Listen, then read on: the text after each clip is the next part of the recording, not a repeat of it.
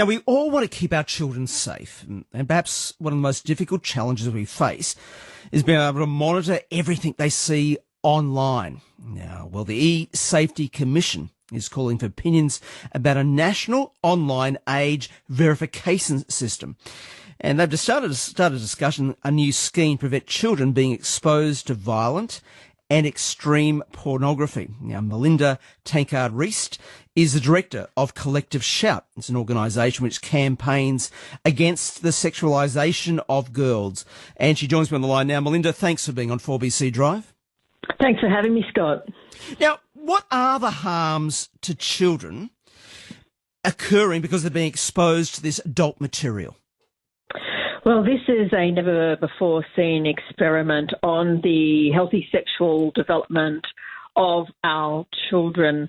This has never happened before, where children are coming across rape porn, incest porn, torture porn, sadism, extreme degradation of women primarily at the click of a button. And at increasingly younger ages, we're hearing stories of even 6, 7, 8, 9-year-olds being exposed to this hardcore content. And it surprises a lot of people to learn that there is nothing in place to protect children. There's no barriers, there's no proof of age, nothing.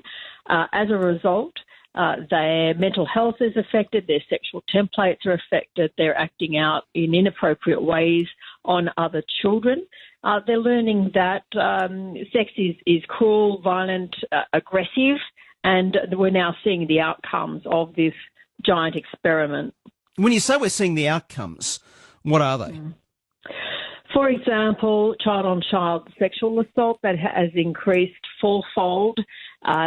Schools reporting that kids acting out inappropriately on other children, demanding sexual favours, demanding sexual pictures, sending each other explicit pictures. Girls increasingly telling me they are being groped, sexually harassed, having demands made for sex acts even at school. Girls telling me that boys make sexual groaning noises even in the classroom to them, and that includes girls who are in year 7. Children seeing porn on the school camp and then expected to watch it with other boys together. The same on the school bus on the way home. And, you know, we've allowed this to happen. We've allowed this experiment on our children's sexual development, and that's why we need urgent action to address it. We've been talking here about an age verification system. And as you say, I think a lot of people would be surprised there's no barriers in place at the moment. Now, how would that work as a barrier? So there are different models. Some people have this false idea that it will just be you tick a box that says, yes, I am over 18. That's never going to work. There won't be any sort of checking that that's true. And so we need something that's much stronger. And we certainly don't trust the global mega multi-billion-dollar porn industry to monitor this either.